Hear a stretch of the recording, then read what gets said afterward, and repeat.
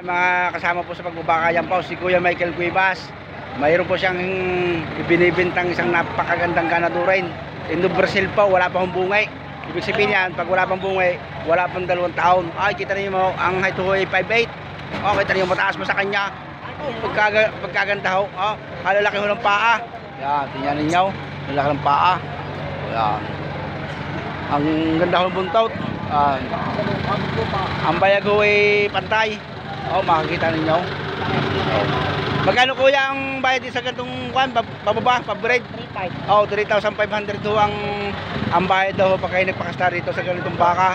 Ay talaga naman humadali. Yung pala kayo makaka-10 baka sa loob ng 10 buwan, meron na kagad kayong 35,000. Ay saglit lang pala humababawi ang ibinilay sa 145,000. Oh, tingnan naman ninyo. Hindi basta. Yan. Yan si Kuya. Oh, lula. Maganda. Tyson daw ang pangalan daw. Di ba Tyson? Oh, puging-pugay. Tyson. Yan o. Si Tyson. Indo Brazil. God bless po mga kasama. From Lemery, Batangas.